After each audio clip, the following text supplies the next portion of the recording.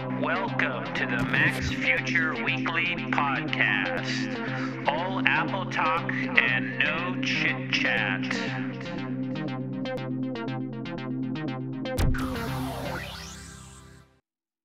Okay, welcome to the Apple Podcast. This is episode 127. This is Lex at maxfuture.com, and this is the chit-chat-free podcast all about Apple, Apple news, Apple products, Apple stuff. And you can help support this podcast by going to iTunes and giving it a positive review.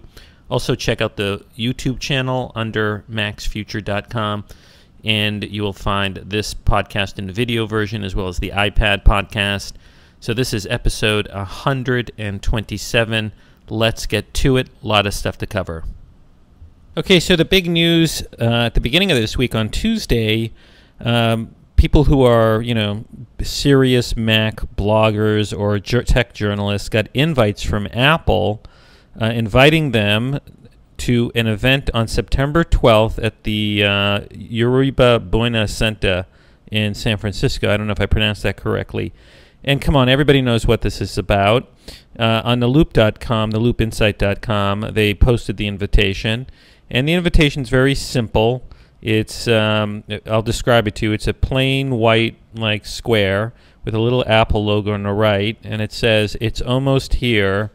And then there's a big 12, standing for September 12th.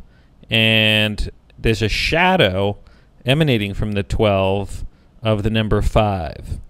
So, look, I think it's what's going to be. It's as people have been speculating and leaks and rumors have been saying, Apple's going to hold an event next Wednesday, September 12th, and it's expected that a new iPhone will be announced. And what's interesting is a lot of people are wondering, what does the number 5 in the shadow mean?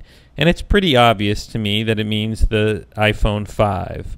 And some people are saying, no, maybe it's like the 5th generation iPhone. Regardless, I guess some people are debating, is Apple going to do to the iPhone what it did to the iPad? Now, with the 3rd generation iPad, Apple just calls it the iPad. But, and not officially iPad 3 or not like iPad 2. And I don't, so some people are thinking Apple's going to go to not naming the iPhone anymore, just calling it iPhone. But I don't think they're going to do that. I think, I don't know if people were thrilled with just calling the 3rd generation iPad. And, maybe Apple sometimes recognizes mistakes. And for the iPhone, it's just going to go back to numbering. Because, frankly, numbering makes things easier. For example, right now, Apple's selling the iPhone 4S, the iPhone 4, and the iPhone 3GS. If you just go and call something the iPhone, it's harder, it's going to confuse people. Well, what iPhone? Well, just the new iPhone. So I think they should call it iPhone 5, and I think the 5 in the invitation in the shadow stands for iPhone 5. So, I think it's going to happen, and I think it's going to be very interesting, and it's going to be at 10 o'clock Pacific time in California time on Wednesday the 12th, and that's what is that? That's 1 o'clock in the afternoon, East Coast time. And I hope to maybe blog or do a podcast about it after it happens to discuss it. I mean, frankly, we've seen leaks of what the iPhone is going to look like, the next generation. And, I think there's been enough leaks and enough parts leaked that I think we pretty much know what it's going to be. What will the new iPhone look like, the iPhone 5? And some people who attended what's known as the IFA conference in Europe earlier this week or last week saw that somebody had a mock-up of the iPhone 5, and they were showing it around. CNET.com Asia had a story on it, and they said they were able to, somebody turned on the iPhone 5 in mock-up view. And basically, it's going to look a little bit like the current iPhone, but longer, the same width, and it should have about some of the back be metal instead of glass. And let's see, it says here that 9to5Mac is a good roundup. Now, there was a video on CNET's website of somebody holding the mock-up, but I guess it was taken down. And over at 9to5Mac, they had a collection of the mock-up rumors in the iPhone 5 spotted. And let's see if this link works. A unit leaked on Weblo. And let's see. Well, they show a little bit of it, and it basically looks like the current iPhone, but longer. So expect a little bit longer, longer enough to add like maybe a row of icons. Now, what else is going to be different? Well, apparently the dock is going to be much smaller. Apple's going to have a much smaller, like, USB connection dock. The big 23-pin dock that exists, and you can see in this snapshot here, these are going to be much smaller docks. The other thing is, it looks like the headphone jack is going to be on the bottom like it is with the iPod Touch. So cosmetically, those are sort of standout features. And frankly, I prefer to have the headphone jack on the bottom, because I always find with the headphone jack on the top of the iPhone that the cord always gets in the way and flops over my screen. So I don't know why people would want the headphone jack on the top. I guess where the headphone jack on the top makes sense is if you put your iPhone in your pocket heads up.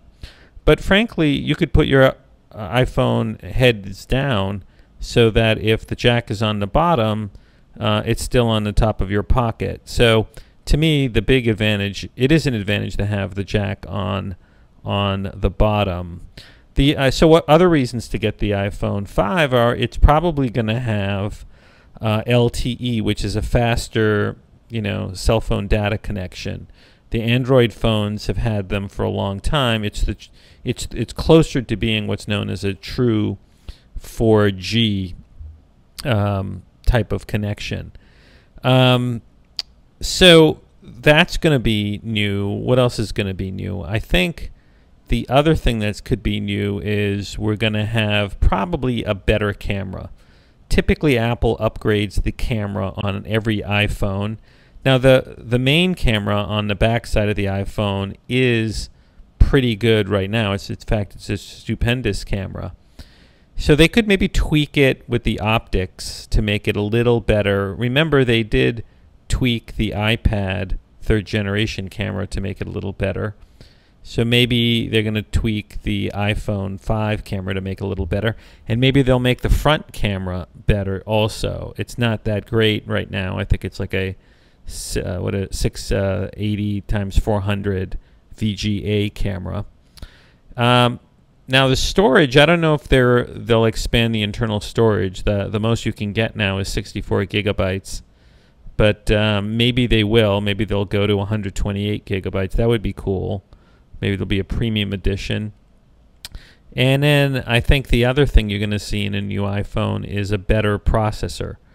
I think they'll tweak the processor, which is currently an A5 processor, and make it a little better, a little faster. Maybe they'll up the RAM a little bit, but they'll find some way to say that the processor is better. So I think the big thing that you're going to see is that you'll get a better processor, a better camera, a newer design, and it'll be lighter and thinner. It'll be thinner for sure. Now, last time with the iPhone 4S, they launched a service, Siri, that was only available with the iPhone 4S. So I wonder if they'll launch some sort of service that's like new for the iPhone 5 that you can only get if you get the iPhone 5. And what could that be? Maybe it'll be, well, there's some rumors recently of like streaming, I don't know, radio Pandora on the Apple's going to undertake. Maybe they'll do something like that. Or maybe the Passbook feature that's in iOS 6, which is going to be released. That's so that you can buy things and store your coupons and tickets in one app that Apple has. Maybe that will be only for the iPhone 5. But I do think that Apple likes to give a boost to the new iPhones. And so if they can't do it solely with hardware, they'll find some sort of software fix to make it, give you a reason to upgrade to the newest and latest iPhone. So, I'm personally looking forward to it. I think it's going to be really good. Now, in terms of whether the iPhone 5 will support LTE networks, and I think it will, there is some late-breaking news on September 7th today. The Wall Street Journal reports that the iPhone 5 will use LTE networks worldwide on some networks. And it says here in MarketWatch in the Wall Street Journal, the Wall Street Journal reported late Friday in its online edition, citing familiar sources with the matter, that the iPhone 5 will work globally on the next generation LTE wireless network. And it said it is, while the ability for the iPhone 5 to work worldwide on the LTE networks allows Apple to catch up to rival Samsung, it is unlikely all carriers will be able to offer the network, the journal reported. And I think that makes sense because LTE networks around the world are not all compatible, unlike GSM, which is what AT&T uses and T-Mobile uses for 3G networks. And if you recall, the third generation iPad only had LTE in the United States, two different networks, Verizon and AT&T. So I think it's an engineering challenge for Apple and its cell phone chip makers like Qualcomm to come up with chips that would allow one iPhone to work on many devices, on many carriers. Now, over at CNNMoney.com's website, or Fortune.com, Philip Elmer DeWitt, who runs the Apple 2.0 blog, has got a very interesting story. And this is a sort of a follow-up to the Wall Street Journal, basically quoting unnamed sources saying that it's going to be work on 4G LTE networks in Europe and Asia, the iPhone 5. And his point is, will the new iPhone by China be China Mobile compatible? Now, if you're not familiar with this, Apple is currently not on China Mobile. It's not officially supported on China Mobile's network. In other words, China Mobile does not sell iPhones in China. Rather, China Unicom and some other carrier. But China Mobile is the biggest cell phone carrier in China.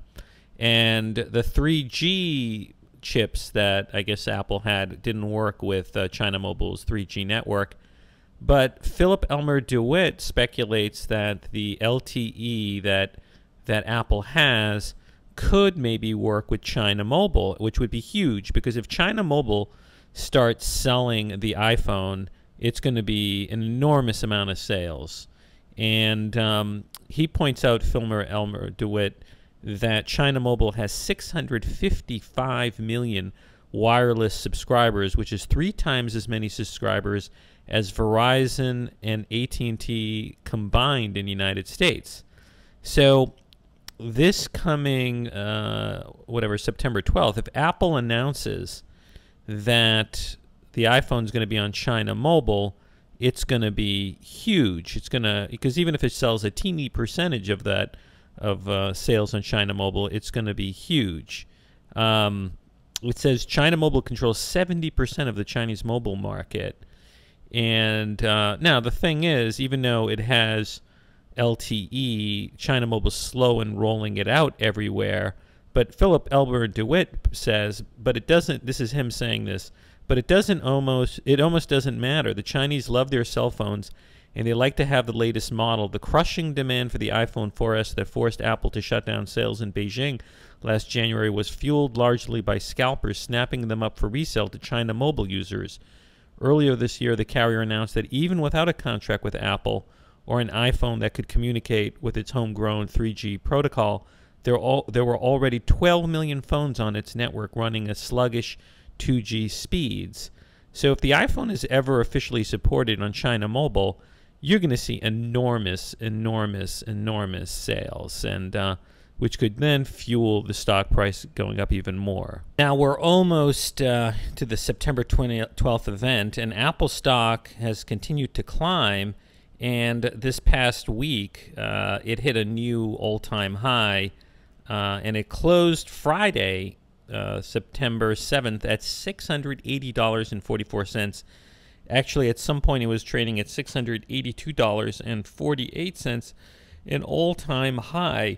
bringing the market capitalization of Apple to $637 billion.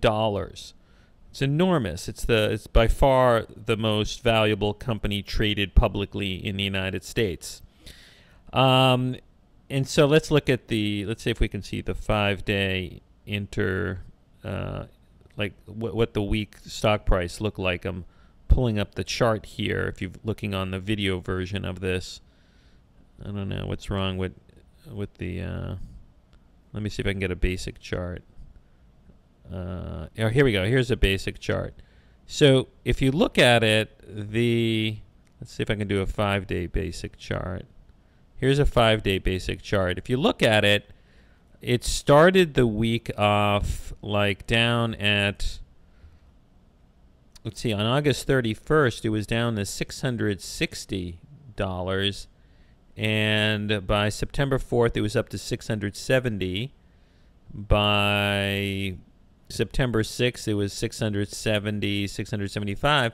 And then on the 7th, and it was more like the whole stock market surge. Let's chart it relative to the NASDAQ, and let's see if we can get a comparison. And if you look, it sort of follows the NASDAQ. The NASDAQ also went up, and Apple is a big component. Let's put the S&P 500. So Apple, is Apple pulling up the NASDAQ or the S&P, or is it vice versa? You can see there's a similar path there. But the point is, Apple could continue to grow. And why do I, look, a disclosure, I own Apple stock. I also own Google stock. And I also own Microsoft stock.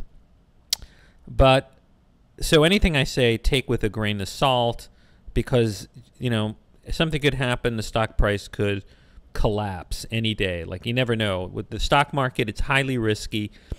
But personally, this is just my personal view, I do think that there is room for growth for Apple, particularly if, the iPhone 5 is well received. And like I said, if Philip Elmer DeWitt is right, if the China Mobile, which is 3 times bigger than twice the size of Verizon and AT&T, if they start supporting and pushing iPhone 5, you could have an enormous number of sales in China. So there is, as the iPhone comes on to additional carriers, the sales go up. But also remember, there's a chance that the Apple's going to sell the iPad mini. And if Apple can make a decent margin on the iPad mini, that will also add to sales by, the iPad. And also, Apple hasn't refreshed the Macintoshes in a while. It was just recently the Retina MacBook. The MacBook Pros were refreshed and the MacBook Airs, but the iMacs have not been. So the iMacs being refreshed could also give it a pop. Plus the iPod Nanos and the iPod Touches, they're going to get refreshed too. So, it could be that the quarter ending December 31st, 2012 could just end up being a massive quarter for Apple. And Apple's price earning ratio is still, pretty reasonable at $15.99. And that's the price of the stock divided by its earnings. In other words, how much does the company earn per share? And the lower that is, the cheaper the price of the stock. A lot of people look at the nominal price of a stock, like Apple. Some people might say, oh, look, Apple stock is $680. It's so expensive. But that doesn't mean anything, because the real the real cost is the price of the stock divided by the earnings, because the company can always issue more shares or buy back shares. So it's how much earnings do you get for your shares that you really care about. Think of it like a business.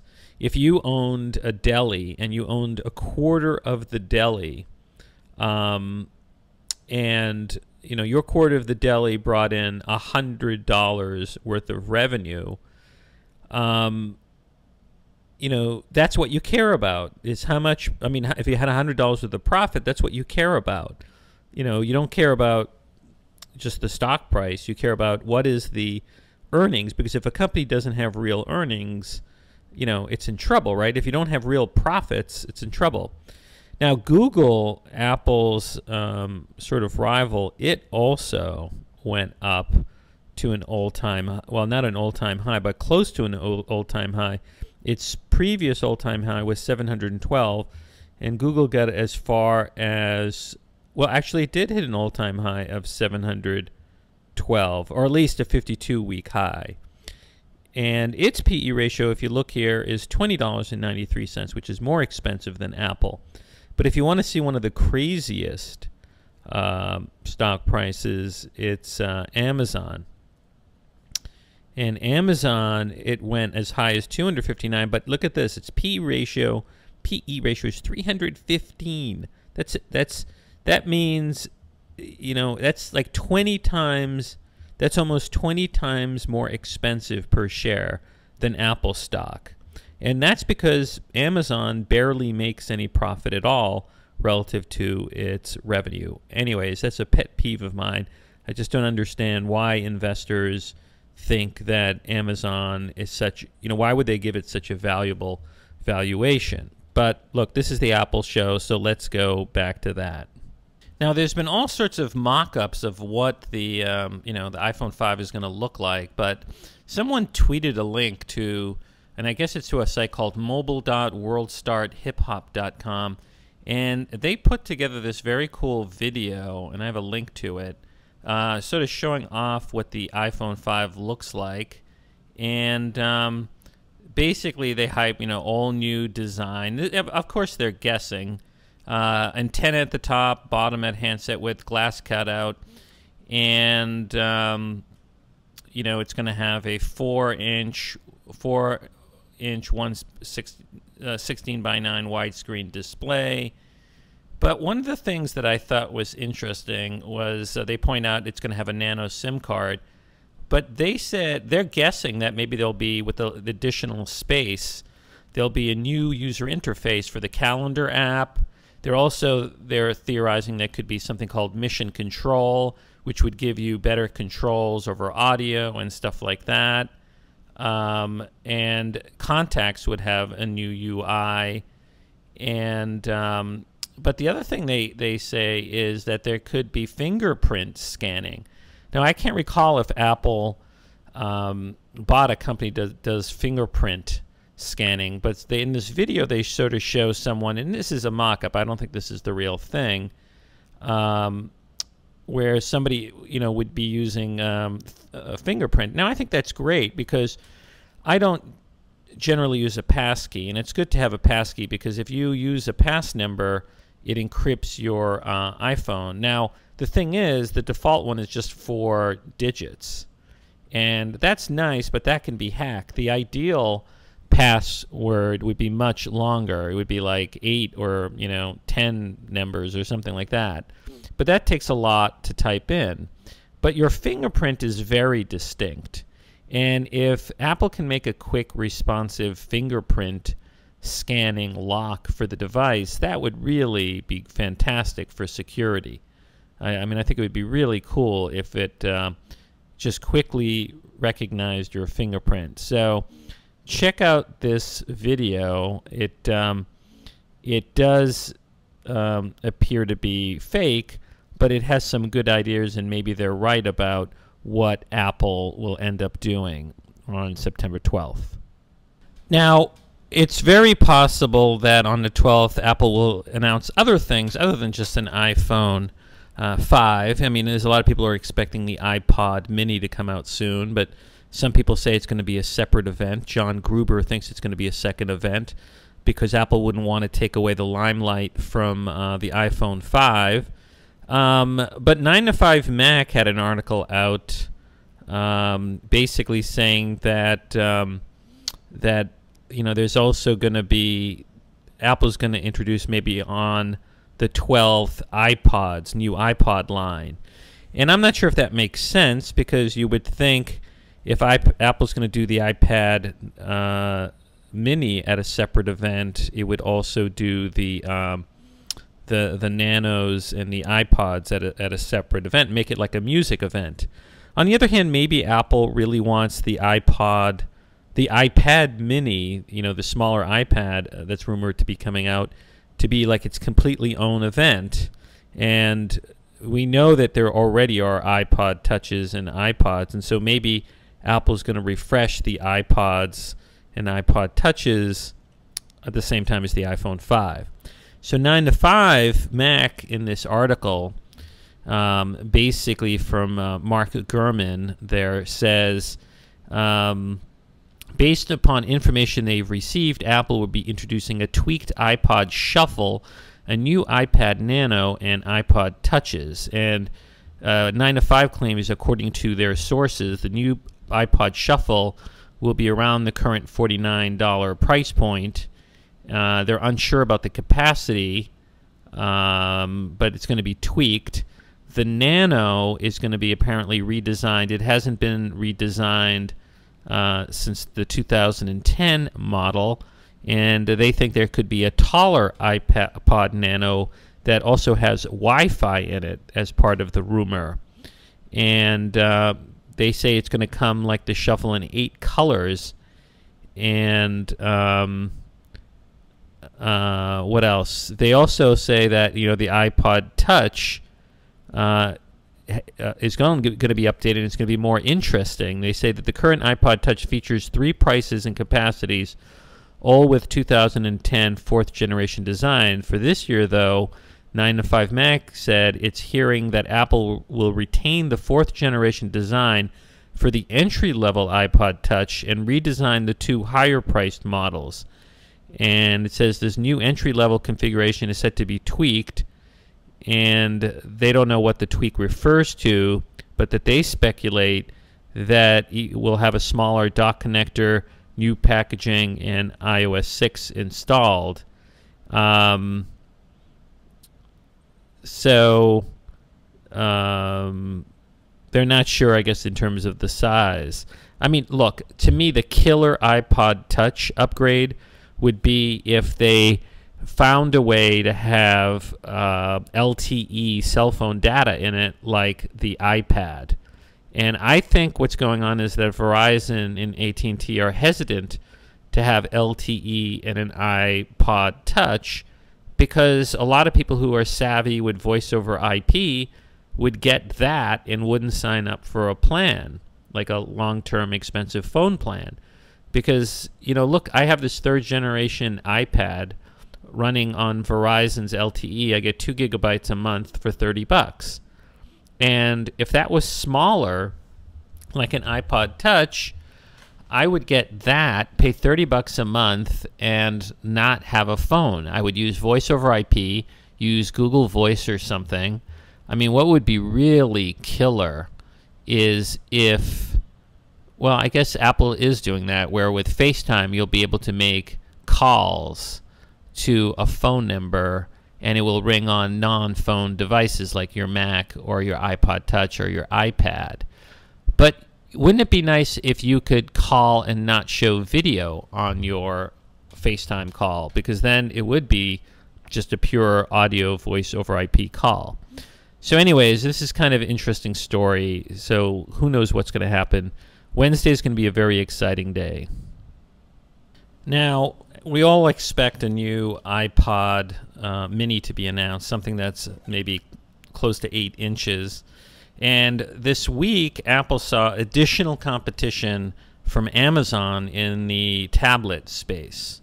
And Jeff Bezos did a big announcement, and he announced all sorts of new tablets, and some new tablets that sort of compete head-on with the current iPad. So the big announcement, and if you go to Amazon's website, it shows it is that they've announced something called the Kindle Fire HD, which is going to be 8.9 inches in size, which is a little under an inch in diagonal size with the current iPad, and basically a non-LTE version of that goes for $300, $299, and one with LTE 4G goes for $500. Now, it's a little cheaper than the full-fledged iPads, but not really that much cheaper than the iPad 2, which is still currently selling, because you can get the Wi-Fi version of the iPad 2 for $400. So someone did a comparison of this, and the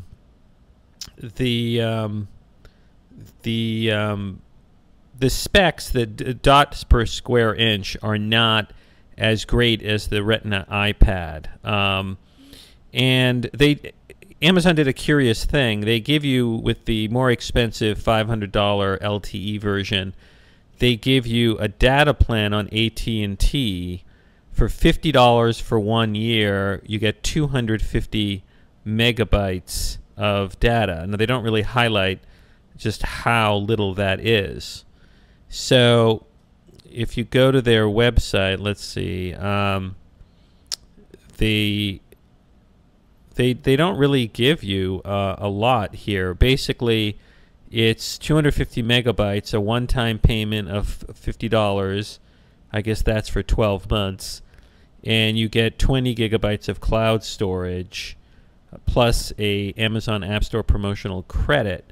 But the thing is, 250 megabytes on a tablet of any use goes very quickly because of the the video. If you use video, or even if you get a lot of emails with attachments, that's not a lot. And that model comes with 32 gigabytes worth of storage. Now, if you want, let's see, if you want 64 gigabytes worth of storage, it's $600.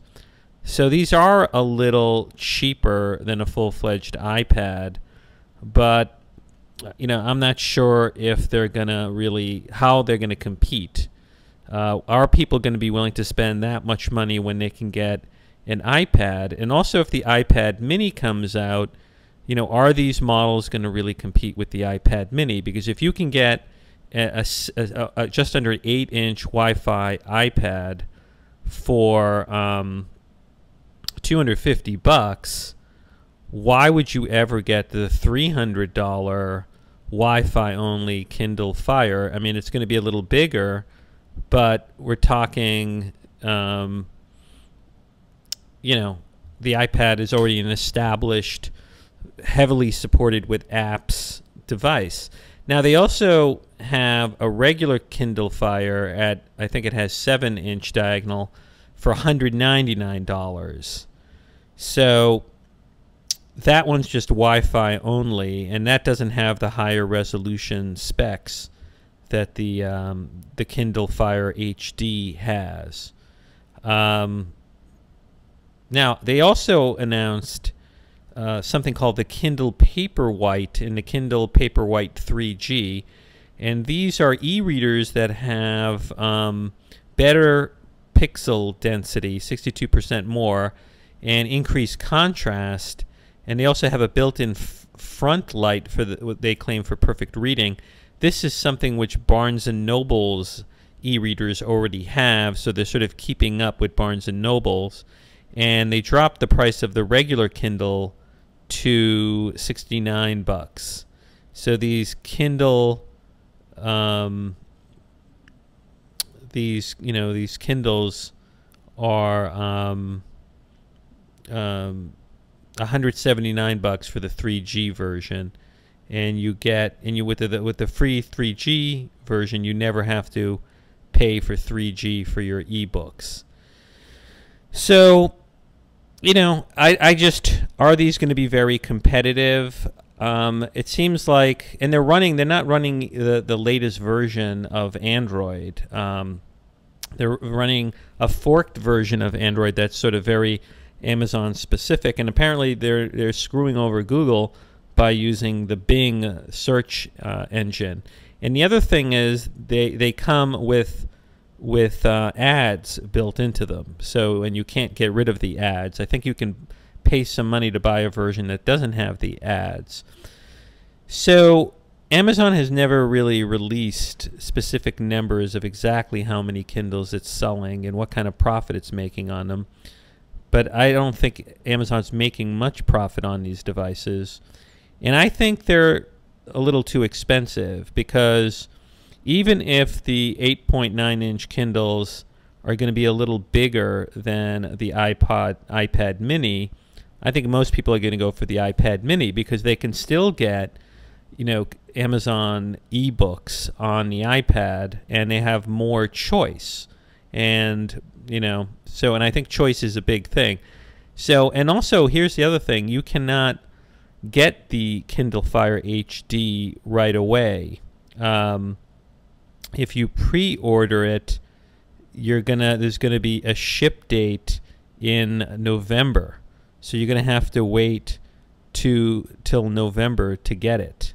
So Apple is probably gonna actually deliver it before the Kindle HD comes out. Apple's gonna probably deliver the iPad mini. So I don't think this is going to be sort of big competition for Apple. In terms of its competition with Amazon, Apple suffered a bit of a setback in the lawsuit by the Justice Department against book publishers and Apple. And a federal judge in New York, which was overseeing the settlement between the Justice Department and publishers who decided to settle with the Justice Department, agreed to approve the settlement even in the face of opposition by the publishers that had not settled and Apple. Basically, the publishers who had not settled and Apple said, listen, this settlement that the Justice Department made with the other publishers affects Apple, because the settlement would require those publishers to end their agreement to sell books in an agency model through Apple. So a number of people had put in amicus briefs, and apparently there were a lot of, according to the Wall Street Journal, there were a lot of public comments opposed to the agreement. It said more than 90% of the 868 public comments about the settlement opposed the agreement. And in Wall Street Journal said Apple and two of the objecting publishers, Macmillan and the Penguin Group, also argued that it would be unfair to approve the settlement before they had a chance to fight the government's price-fixing allegations in a trial scheduled to begin next June. Judge Kohn in New York, who's a federal judge, said, quote, "It appears reasonably calculated to restore retail price competition to the market," end quote. So Apple may appeal that ruling, but other parties like the book publishers, the Writers Association put in an objection. Well, there was this very interesting amicus brief put in by a guy who's very interested, I guess, in this settlement, and I'll give you a video version of this, a look at it, because it's very peculiar.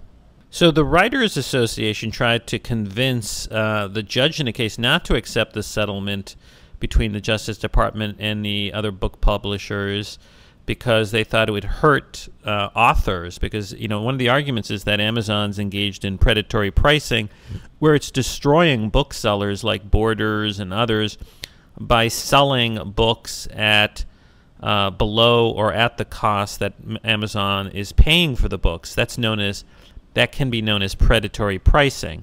And the Authors Guild, I guess, opposed the settlement and is on Apple's side.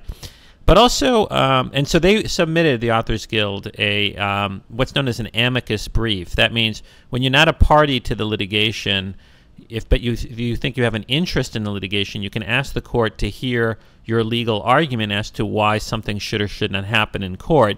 And in addition to the Writers Guild, there's an interesting individual named Bob Kohn, K-O-H-N, and he apparently has been involved in music licensing. He was involved in the original sale of MP3s years ago, and he's also a lawyer, and he put in a 55-page brief to the court, but the court basically said it was too long and limited him to only 5 pages. And on briefs in court by lawyers are generally not 5 pages. That's a very short amount. And this guy, Bob Kohn, did something very interesting in responding to the judge's request to put in only a 5-page brief. And let me show you in the video version of this, and I'll describe it to you in the audio what he did. So on September 4th, Bob Kohn submitted a revised brief entitled Brief of Bob Kohn as Amicus Curiae. That means he's an interested party. And it was docket number 797. And it looks sort of like at the beginning like any brief. It has a table of authorities citing cases and statutes. But then when you get to the first page of this 5-page brief, there's something very unusual for anybody to submit it to federal court. The brief is in the form of a comic strip. And he makes his argument through a comic strip. And there's a panel. It's black and white. And I'll describe the first page. The first page has 6 squares, and here's how it reads. There's a picture of the judge, who's a woman, and she says 5 pages. And a guy who looks like Bob Kohn says 5 pages. And then he's at home, and he's typing on his computer in his bed, and there's a picture that says of the computer what he's typing, and it says, are the DOJ's conclusions reasonable? Now, he has a little box that says C key span, and he's saying to the judge, look at the case, that I have cited. So this is kind of very clever. And then in the next panel, the third panel says, court should defer to DOJ, but not when its conclusions are unreasonable. And then he goes on to say the relief sought is an instrument of the wrong to the public. And in other words, he's saying that the settlement is contrary to the Supreme Court and Second Circuit precedent. And he does this through just showing comic strip sort of shots of the keyboard. And it actually reads very well as a brief. He makes the arguments to the judge. He says, what are they thinking of, the Justice Department, even if it fails DOJ's own IP guidelines? IP guidelines say copyrights are different. E-books are public goods. They compete with piracy. And then Kohn says, I wrote about this in my public comments. E-books are system goods, no value to consumers in isolation. And then there's a new character, his wife, asking Bob Kohn what he's working on. And he says, trying to explain why supply and demand does not operate normally on pricing of e-books. And she says, oh, because of illegal downloading? And he says, right. And because of network effects, you also must look at effect of a restraint on a number of different goods markets. And then he says, and you must weigh the restraint against the pro-competitive benefit in these different markets. And she says, why? And then he says, because if the restraint is reasonably necessary to achieve the benefits, it's legal. And she says who? And then he says the DOJ's own United States Supreme Court authority. And then she says, I'm not a lawyer, but that sounds like a major screw-up. And he says, yes.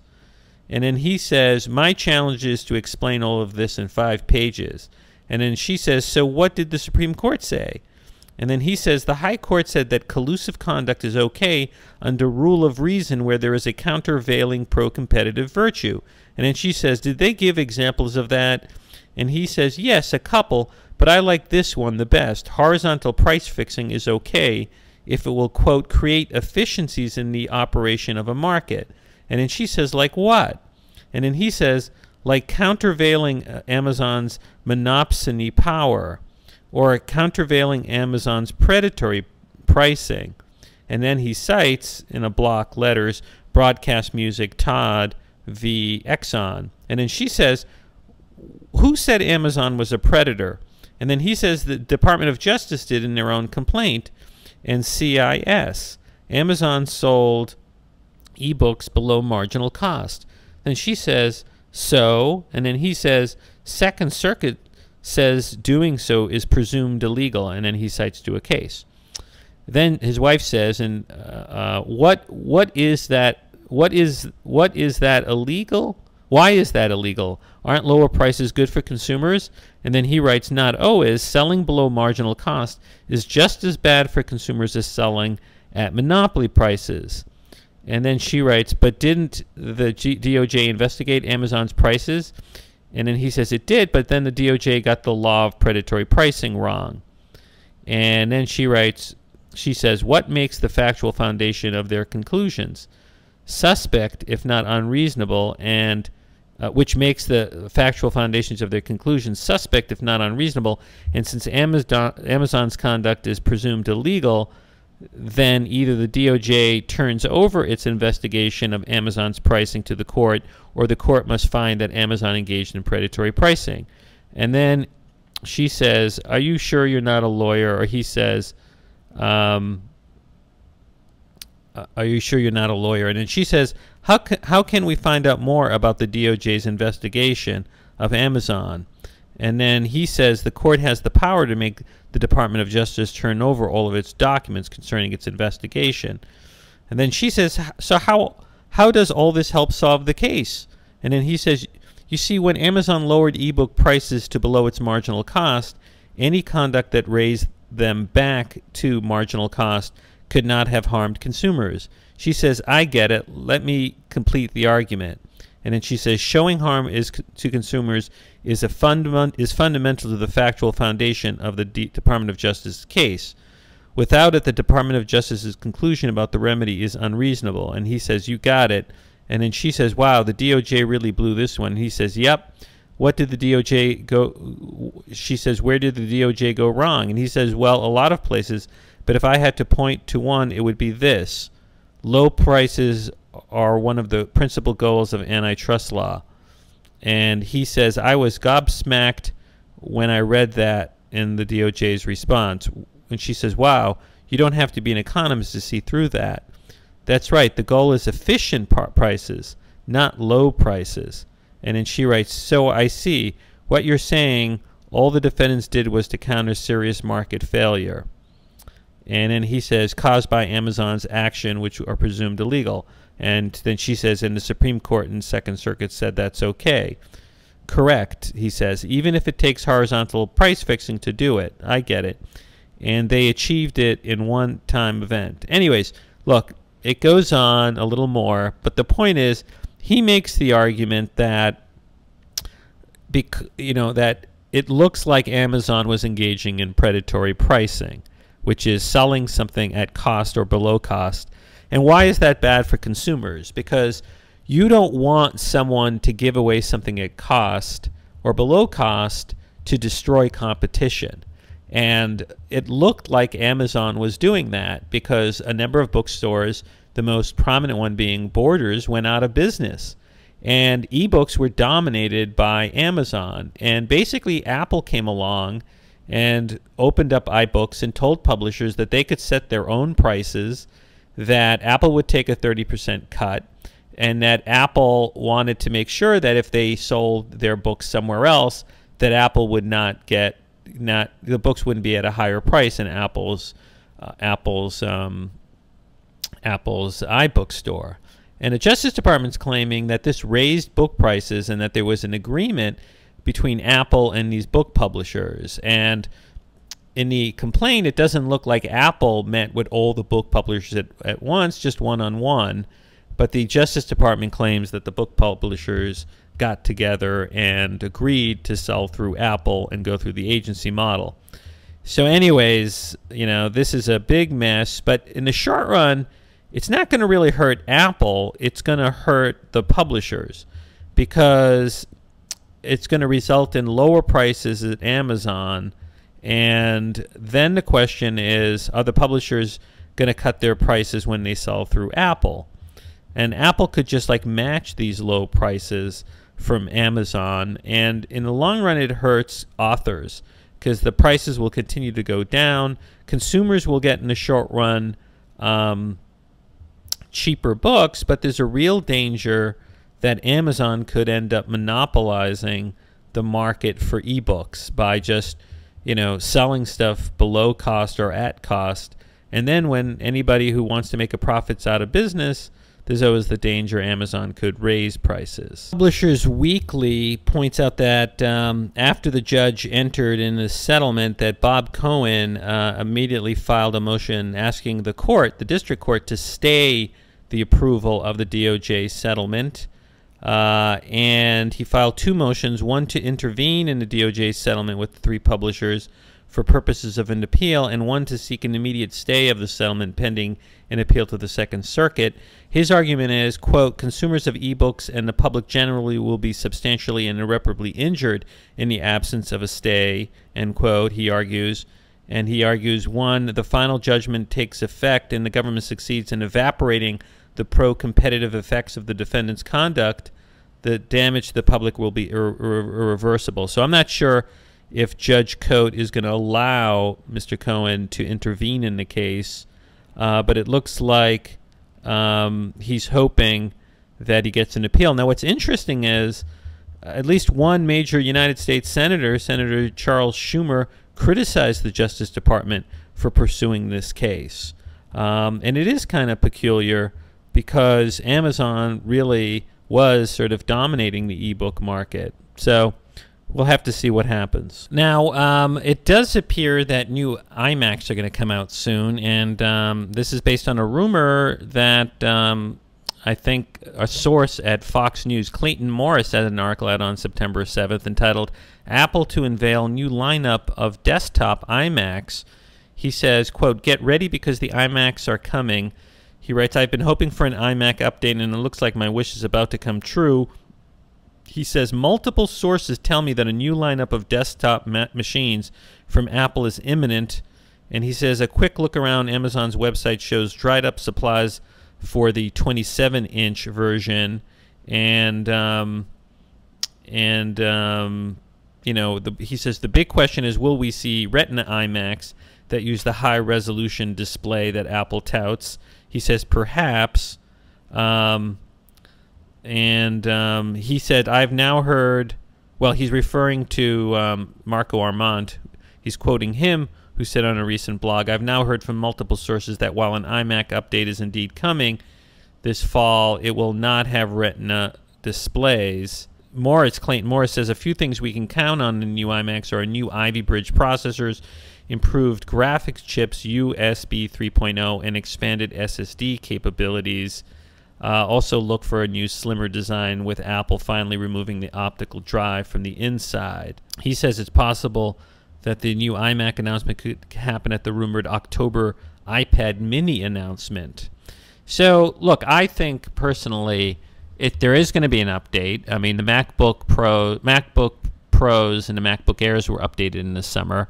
The next most popular Mac line are the iMacs, followed by the Mac Minis, followed the Mac Pros. The Mac Pros got this really weak little upgrade. I think the iMacs, I mean, he's right. The big thing is it's going to be USB 3.0 in there, as well as the current Thunderbolt. I don't think you're going to see Retina displays. I think it just adds too much to the price.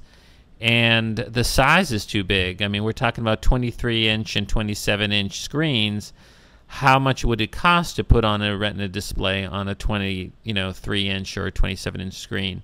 Now, maybe Apple could make that a really high-end option, but I don't know. I think it's kind of tricky. I do think they should get rid of the DVD drive. I barely use it, and I think it's a waste. Rather, I would like to see all the iMacs come standard with an SSD drive.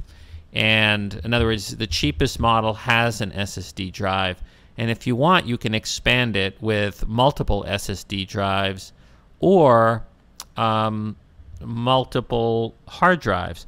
Now, here's the thing. You can always go to OWC.com and they'll put in additional SSD drives. But if you get rid of the optical drive, that could be used for a third SSD drive. So Apple should seriously consider selling configurations of the iMac where you have a choice of putting 3 different drives in there. A choice of, let's say, 3 regular hard drives, 3 SSD drives, or a combination of SSD and hard drives. That would make it really, really cool, particularly if you got rid of the DVD player. So those are the things that I think you're going to see. I think you're going to see better processor, better video processor, and USB 3.0. I think that's going to be the big bump. One of the more intriguing stories was on AppleInsider. Apparently, they got a hold of some leaked architecture plans for Apple's new spaceship campus. And they really look cool. Like there is sort of like, this is a round spaceship-like structure. And basically, the plans, the architecture, come from the architecture firm Foster and Partners, and the consulting, engineering, and design firm Arup. And basically, the design matches, I guess, earlier images that showed an artist rendering of the new campus. And the big thing Apple Insider points out is the defining features will be the use of curved glass around the exterior. So this really looks kind of science fiction-like, these sort of curved, round, glass-like floors. So check out the video version of this. I have a screenshot. Another rumor about what Apple may do next sent the public shares of Pandora, the music streaming company, plunging, because Apple may enter its business. This is according to the Wall Street Journal. And basically it says here that shares of Pandora Media fell 16% on Friday following news that Apple is in discussion to introduce a competing internet radio service. And it goes on to say here, an analyst said, quote, "The 800-pound gorilla is pounding his chest and people are starting to get nervous," said Richard Tullo, according to the Wall Street Journalist, an analyst at Albert Fried & Company. Quote, "Apple has big competitive advantages. It already has big reputation in the music industry." And it says here, Pandora's shares fell to as low as $9.95. So, I don't know. I do think, Apple's got a very good relationship with the music companies. And maybe Apple feels threatened by services like Spotify, where you can pay a monthly fee and then play whatever music you want. And Pandora, now Pandora is different than Spotify. Pandora, you can choose a song, and then Pandora plays music that relates to that song or is similar to that song. But you can't with Pandora, which is free and there's advertising, you can't, pick a whole playlist of songs that you want to play. But it would be interesting if Apple entered in that model where you could have like your own, your own music basically streaming based on your tastes. Now, maybe Apple will do what Spotify does and actually do something that's sort of like the Zune subscription model that Microsoft used to have, where you would pay like, I don't know, $10 a month and just get unlimited music that you could stream. So it's very possible Apple will have a music event. Look, Apple doesn't care about really making money through the sale of MP3s or iBooks or any of that. I think Apple just wants to make sure that it has cool content services on its devices so that people will buy the devices. So I think the main reason Apple would go into this sort of business of streaming radio and competing with Pandora or Spotify is to just have it built into the hardware so that people then more readily buy the hardware, particularly if they can make it a good experience. So it's very possible that Apple will go into this model, because with things like Spotify and Pandora, more and more people are not buying music but just streaming it through these services.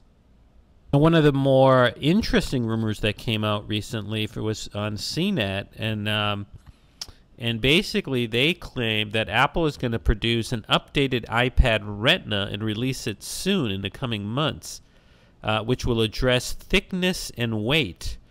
So, it would be a little odd, because the traditional time for the iPad, the full-length iPad, to be updated would be in the spring, like around March or April. But according to this story by Brooks Crothers, Apple could be aiming to refresh a third-generation iPad, it says here, to reduce weight and make other improvements. It said the 9.7-inch Retina iPad would address issues with the first-generation Retina product. That includes making it lighter and improving the LED backlight apparatus. And it's saying that this could happen, and they're going to have a different display that would allow it to make it thinner. And it says here, if Apple goes forward with production, about 7 million updated Retina iPads could be produced in October, according to something called DisplaySearch. And CNET says it would be an unusual move for Apple, it says here, because the upgrades are usually in March. Now, I mean, personally, I do think that the third generation iPad, which I have, is too thick and a little too heavy, because the problem is, I went from the first generation iPad to the second generation iPad, and in that sequence, the iPad got thinner and lighter. And then the third generation got thicker and heavier, not as heavy as the first generation, and not as thick as the first generation, but you feel the thickness. And the thing is, you want these tablets to get thinner and lighter. So it was a bit of a disappointment when I felt the iPad third generation. I mean, I like the Retina display. I think it's beautiful, but sometimes I wonder, do you really need that beautiful Retina display at the expense of making the device thicker? And so Apple, I don't know, maybe Apple's going to release an updated iPad third generation Retina in the fall, only if it feels the competitive pressure there. So if it feels that the third generation sales are languishing because of because of this heaviness, maybe they'll update it, and then that'll spur on additional sales in the quarter, with Christmas in it. So I do think eventually they're going to have to make the iPad, the next version of the full-length iPad, thinner and lighter. So it's a question of when. Is it going to come now in the fall, or is it going to come in March? And it really, depends on pressure. Now, Apple's seeing a lot of competition, right? We know the Microsoft is going to start releasing all these Surface devices, and maybe Apple doesn't want to take a chance. Maybe Apple's really worried about Microsoft's Surface tablets, which are coming out in the coming weeks or months, and maybe Apple wants to just head them off at the pass by updating their third generation iPad to make it even thinner and lighter. And so that's very possible. Okay, so that's it for episode 127 of the Apple Podcast. This is Lex at MacsFuture.com. Thanks for listening. And remember, this is a chit-chat-free podcast all about Apple stuff. And you can go into iTunes and help out the podcast by giving it a positive review. Thanks for listening.